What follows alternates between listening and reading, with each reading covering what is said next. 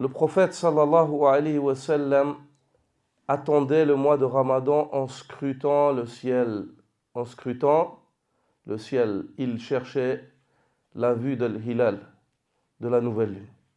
Il cherchait la vue de la nouvelle lune.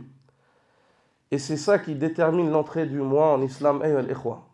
L'entrée du mois en islam, il y a deux moyens de le déterminer et il n'y a pas un troisième. Quand je dis l'entrée du mois, je ne parle pas d'un calendrier qui est officiel, sur lequel on calque notre vie et nos journées mondaines. On est obligé d'avoir un calendrier au préalable afin de savoir à peu près.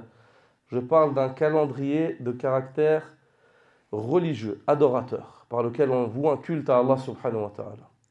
Et ce calendrier-là, ce qui le détermine, c'est deux choses. La première, al-ru'ya, la vue.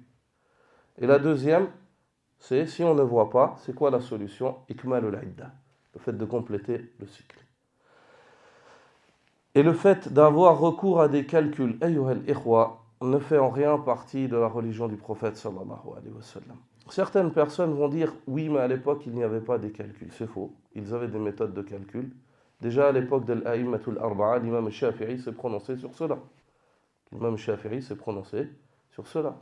Ils n'avaient peut-être pas des méthodes similaires, mais ils avaient des méthodes de calcul. Et certains parmi les savants, comme Cheikh al-Islam ibn Taymiyyah, évoquent l'ijma', qu'il y a un consensus des savants musulmans sur le fait qu'on ne revient pas au calcul pour déterminer l'entrée des mois en matière de culte et leur sortie. Si certaines personnes disent oui, mais le calcul est plus précis, est-ce qu'il s'agit réellement d'être précis dans l'entrée du mois? Pas du tout. Car s'il faisait partie des maqasid, des buts de la sharia, d'être précis, le prophète sallallahu alayhi wa sallam avait le meilleur des moyens pour être précis. Il avait Jibril qui venait de la part d'Allah, Khaliqul Zaman, Khaliqul Asr, qui venait de la part d'Allah, celui qui a créé le temps. Et Allah, il aurait pu dire au prophète sallallahu alayhi wa sallam, c'est demain Ramadan. Ou bien alors, c'est demain l'Aïd. Mais il ne l'a pas fait. Au point où son messager, la plus noble des créatures, il jeûnait sur la vue Ru'yatul A'rabi. Ru'yatu, sur la vue du bédouin. D'un bédouin qui vient du désert, il lui disait Atashhadu an la ilaha. Il disait j'ai vu la lune. Il disait Atashhadu an la ilaha illallah. Est-ce que tu témoignes que nulle divinité n'est en droit d'être adorée si ce n'est Allah? Il disait que Mohammed c'est le messager d'Allah. Il disait oui. Il disait au Bilal, ordonne aux gens de jeûner demain. Au Bilal, ordonne aux gens de jeûner demain. Rasulullah sallallahu alayhi wa sallam. Donc on voit que cette affaire, la précision en cela, ça n'a rien à voir.